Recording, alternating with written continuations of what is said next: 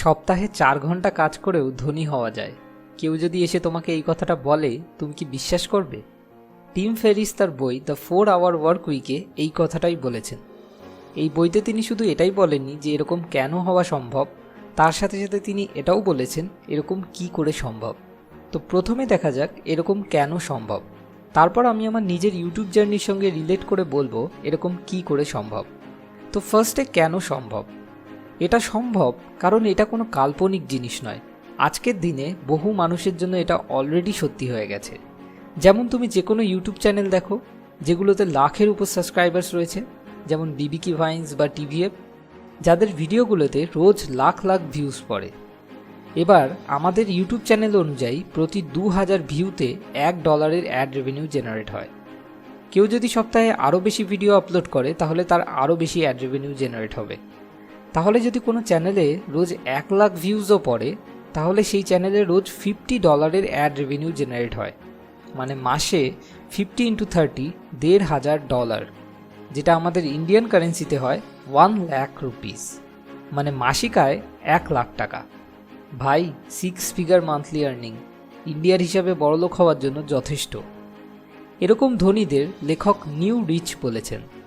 New rich আর old রিচদের মধ্যে পার্থক্য হলো, ওল্ড রিচ লোকেরা অসহায়তায় প্রতিদিন 9টা থেকে 5টা কাজ করে, নিজের ইচ্ছে মতো কোনো এক জায়গায় বেশি দিন থাকতে পারে না, তাদের একটা এক্স্যাক্ট লোকেশনে থেকেই কাজ করতে হয়। যেখানে নিউ রিচ লোকেরা যেদিন খুশি নিজের ইচ্ছে মতো 9টা থেকে 5টা কাজকে স্কেপ করতে পারে। তারা পৃথিবীর যেখানে ইচ্ছা যতদিন ইচ্ছা নিজের খুশিতে থাকতে পারে এবং সেখানে থেকে নিজের কাজও করতে পারে। আর সবথেকে বড় ব্যাপার, এটা তাদের মাসিক ইনকামেও কোনো ক্ষতি করে না।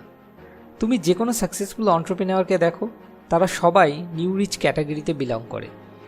এখন এটা সম্পূর্ণ তোমার নিজস্ব ব্যাপার, তুমি কোন ধরনের লাইফস্টাইল পছন্দ করবে, নিউ রিচ নাকি ওল্ড রিচ। এবার দেখা যাক কিভাবে নিউ রিচ হওয়া সম্ভব।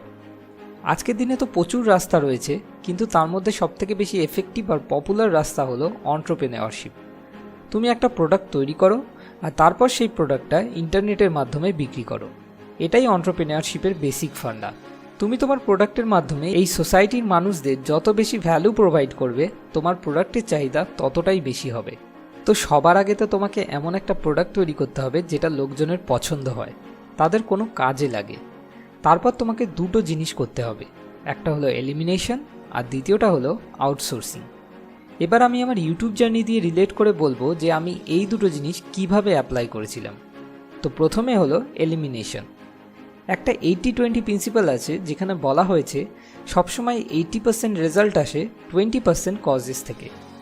চ্যানেলের শুরুতে আমি ফেসবুক, টুইটার এইসব জায়গায় আমার চ্যানেলের লিঙ্ক শেয়ার করার জন্য অনেকটা টাইম নষ্ট করতাম। তারপর আমি যখন 80-20 প্রিন্সিপালটার ব্যাপারে পড়লাম, আমি দেখলাম যে আমার চ্যানেলে ওই 20% কাজ কোনগুলো যার জন্য আমার 80% রেজাল্ট আসছে। আমি উত্তর পেলাম ওই 20% কাজ হলো আমার ভিডিওর কন্টেন্ট।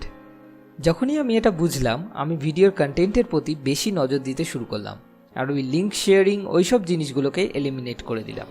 তো এইভাবে আমি ফার্স্ট স্টেপ এলিমিনেশন কমপ্লিট করে ফেলি। এবার দ্বিতীয় স্টেপ হলো আউটসোর্সিং। আমরা সপ্তাহে যে 3টে করে ভিডিও আপলোড করি তার জন্য আমাদের টোটাল অন অ্যান অ্যাভারেজ 12 ঘন্টা কাজ করতে হয়।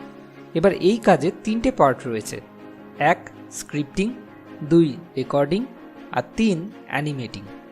এবার আমি দেখলাম যে এর মধ্যে কোন কোন কাজগুলোকে আমি আউটসোর্স করতে পারি, মানে যে কাজগুলো আমি ছাড়া অন্য যে কোনো কেউ সহজেই করতে পারবে।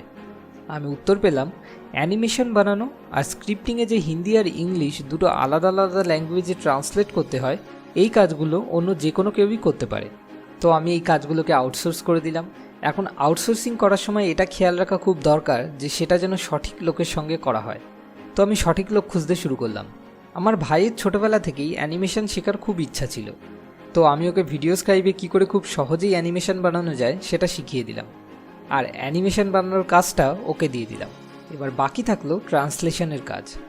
আমার গার্লফ্রেন্ড শুরু থেকেই আমার এই কাজটাকে খুব সাপোর্ট করতো আর আমি জানতাম ও যদি কোনোভাবে এটার অংশ হতে পারে তাহলে খুব খুশি হবে। তো ট্রান্সলেশন করার কাজটা আমি ওকে দিয়ে দিলাম। আগে সপ্তাহে 3টে ভিডিও দেওয়ার জন্য আমাকে একা সপ্তাহে 12 ঘন্টা কাজ করতে হতো, কিন্তু আউটসোর্সিং করার পর সেই কাজগুলো 3 জনের মধ্যে ভাগ হয়ে যাওয়ায় এখন 3 জনকে গড়ে সপ্তাহে 4 ঘন্টা করে কাজ করতে হয়।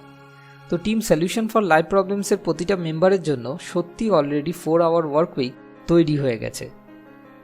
এবার আসে ইনকামের প্রশ্ন।